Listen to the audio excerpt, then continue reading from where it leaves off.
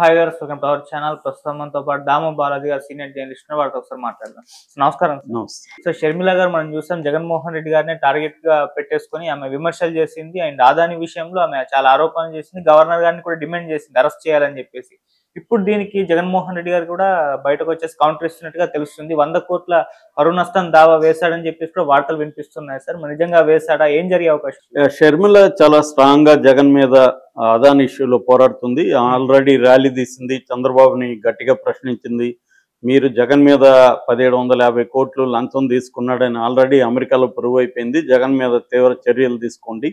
అట్లాగే జగన్ చేసిన ఒప్పందాన్ని, అదాని గ్రీన్స్ తో జగన్ ఒప్పందం చేసుకున్నాడు, దాన్ని కూడా మీరు రద్దు చేయండి అని ఆమె చంద్రబాబుని ప్రెజర్ చేసింది. అక్కడితో ఆగకుండా ఆమె గవర్నర్ అబ్దుల్ నజీర్ని కలిసి కూడా డిమాండ్ చేసింది. సో దీని తర్వాత ఆల్రెడీ ఎప్పటి నుంచో ఈనాడు, జ్యోతి, తెలుగుదేశం మీడియా కూడా జగన్ని ఫోకస్ చేస్తూ, అదానిని వాళ్ళు ఫోకస్ చేయట్లేదు, జగన్ని ఫోకస్ చేస్తున్నారు. అందులో అసంబద్ధత కూడా ఏం లేదు. ఎందుకంటే అమెరికన్ ఏజెన్సీలు ఖచ్చితంగా జగన్ పేరు చెప్పకపోయినా ఫారిన్ నేషనల్ నెంబర్ 1 అని చెప్పారు. ఆంధ్రప్రదేశ్ అన్నారు, 2019 నుంచి 23 వరకు అన్నారు. ఇవన్నీ చెప్తే ఎవరున్నారు ఇక్కడ? ఈయనే కదా ఉన్నాడు, జగనే. కాబట్టి జగన్కి 1750 కోట్లు లంచం ఇచ్చాడు. రెండోది, మొత్తం అదానీ, అజూర్, పవర్ గ్లోబల్, ఈ 2 సంస్థలు solar energy corporation of India సెకీతో ఒప్పందం చేసుకున్నాయి. 12 గిగావాట్ల సోలార్ పవర్ సప్లై చేస్తామని. సెగి వేరే రాష్ట్రాలకు అమ్మాలి, ఆ రాష్ట్రాలు కొనట్లేదు. కాబట్టి అదానీ రంగంలో ఇది జగన్తో మాట్లాడాడు. జగన్ అవుట్ ఆఫ్ 12, 7 గిగావాట్ల కొనడానికి జగన్ ముందుకు వచ్చాడు, ఒప్పందం చేసుకున్నాడు. మిగతా 4 రాష్ట్రాలు, తమిళనాడు, ఒరిస్సా, ఛత్తీస్గఢ్, తర్వాత ఇది జమ్మూ కాశ్మీర్, ఇవి వీళ్ళతో ఒప్పందం చేసుకున్నాయి సెకీతో, మిగతా 5 గిగావాట్లకి.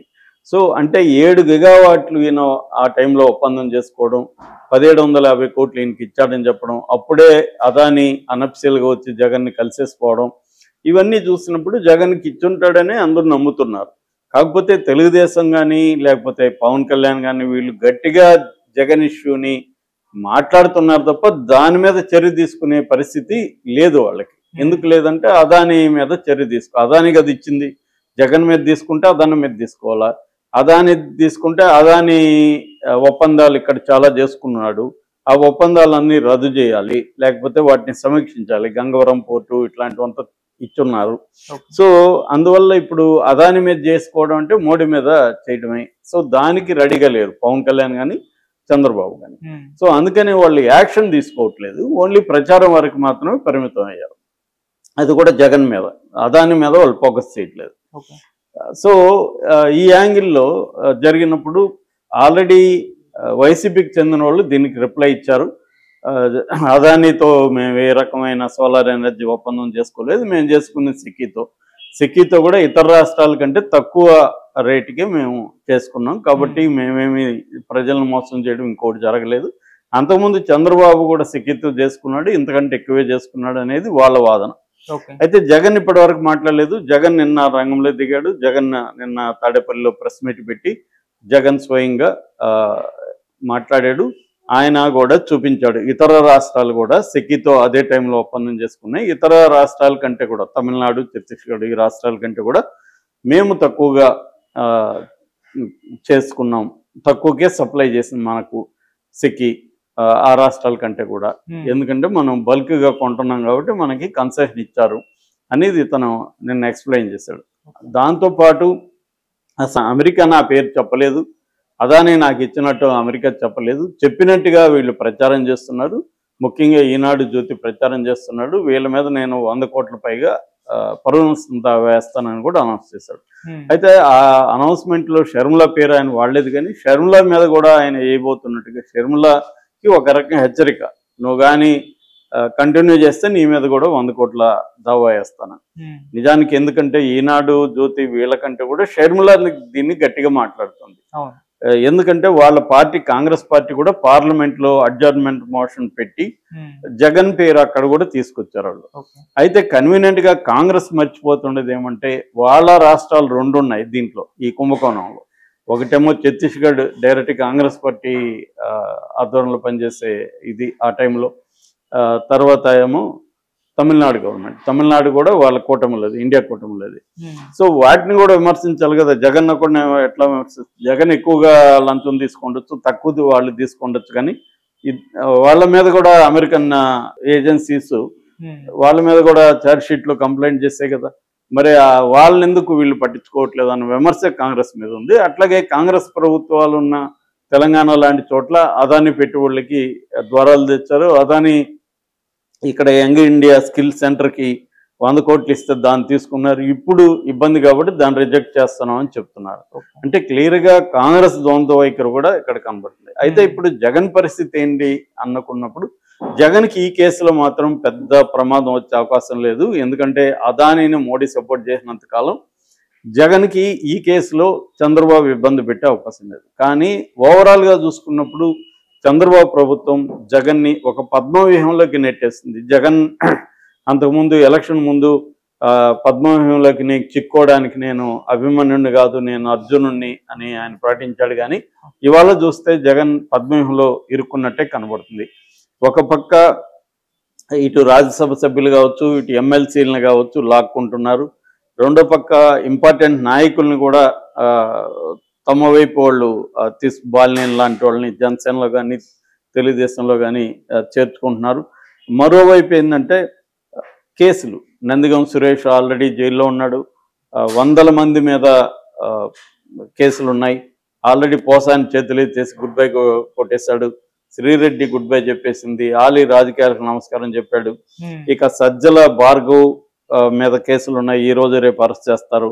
వరా రవీందర్ రెడ్డి అరెస్ట్ అయ్యాడు. ఇంటూరి రవికిరణ్, బోరుగొడ్డ అనిల్ వీళ్ళందరూ ఆల్రెడీ అరెస్ట్ అయ్యారు. ఇక కొడాలి నాని వంశీ మీద కూడా ప్లాన్ చేస్తున్నారని చెప్తున్నారు. అట్లాగే సజ్జల రామకృష్ణారెడ్డిని కూడా లోపలేసే కార్యక్రమం ఉంది. మరోవైపు చెవిరెడ్డి భాస్కర్ రెడ్డి మీద పోక్సో కేసు పెట్టారు. ఇక అధికారుల మీద, అధికారులు జగన్కి సపోర్ట్ చేసిన సిఐడి అధికారులు కావచ్చు, ఐఏఎస్లు కావచ్చు, వాళ్ళ మీద కూడా క్రాక్ డౌన్ అనేది మొదలైంది. ఆల్రెడీ త్రిపులార్ రఘురామకృష్ణరాజు కేసులో విజయపాల్ని అరెస్ట్ చేశారు. మిగతా వాళ్ళని కూడా సెన్విల్ కుమార్ని కావచ్చు, సిఎస్ఆర్ ఆంజనేయులు కావచ్చు, వీళ్ళంతా కూడా అరెస్ట్ చేసే అవకాశం కనిపిస్తుంది.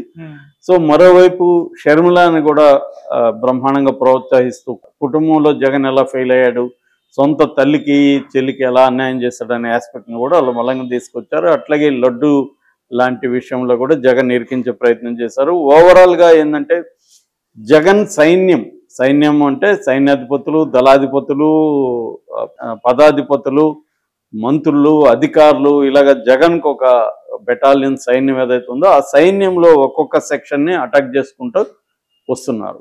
సో అంటే ముందు జగన్ని బలహీనం చేసేసి ఇప్పుడున్న స్పీకర్ ఒకప్పుడు చెప్పినట్టుగా ఆయన లీక్ అయిన దాంట్లో అయ్యన్న పాత్రుడు జగన్ని పొలిటికల్గా చంపేయాలి, ఒక పాము అది బతుకుంది ఇంకా అనే ఆస్పెక్ట్లో చేస్తున్నారు. ఇది ఎవరైనా చేసేది. జగన్ ఉన్నప్పుడు కూడా ఈ పార్టీని నిర్వీర్యం చేయడానికి జగన్ కూడా ట్రై చేశాడు. ఇక్కడ ఇప్పుడు రేవంత్ రెడ్డి కూడా బీఆర్ఎస్ నిర్వీర్యం చేయడానికి ఆల్రెడీ 10 మంది ఎమ్మెల్యేలు తీసుకున్నాడు. అదేవిధంగా చంద్రబాబు ప్రభుత్వం కూడా జగన్ని పొలిటికల్గా కిల్ చేసేయాలి, మళ్ళీ పైకి రానివ్వకూడదు అన్నది వాళ్ళు చేస్తున్నారు. ఇది ప్రతి పార్టీ చేసేదే. కానీ ఇప్పుడు జగన్ ఈ వ్యూహంలో ఇరుక్కున్నాడు. ఇటు కేసులు, ఆర్థికంగా దెబ్బతీయడం, కుటుంబ పరంగా ఇబ్బంది పెట్టడం, పార్టీ నిర్వీర్యం చేయడం, ఇట్లా మల్టీపోల్డ్ స్ట్రాటజీస్తో జగన్ని ఒక పద్మవ్యూహంలోకి తీసుకెళ్ళిపోయారు. దీని నుంచి జగన్ ఏమాత్రం నిలబడతాడనేది ఇంపార్టెంట్. అయితే దీన్ని ఈ స్థాయిలోనే ఉంటుందా, ఇంకా జగన్ కూడా జైల్లో పెట్టే పరిస్థితి, పర్మనెంట్గా జైల్లో పెడతారా అనేది మోడీ మీద కూడా డిపెండ్ అయి ఉంటుంది. మోడీ జగన్ని జైల్లో పెట్టాలని డిసైడ్ అయితే జగన్ని ఎవరు కాపాడలేరు. కానీ మోడీ కొంతవరకు జగన్ని బతికించి ఉంచాలి. ఎందుకంటే చంద్రబాబుని కొంత కంట్రోల్ పెట్టుకోవాలంటే జగన్ అనేవాడు ఉండాలి, లేకపోతే చంద్రబాబు మన కంట్రోల్లో ఉండడు అనేమన్నా మోడీ అనుకుంటే అప్పుడు జగన్కి కొంత ఊపిరి పీల్చుకునే టైం అయితే ఉంటుంది. ఏదేమైనా జగన్ ఆల్ టైమ్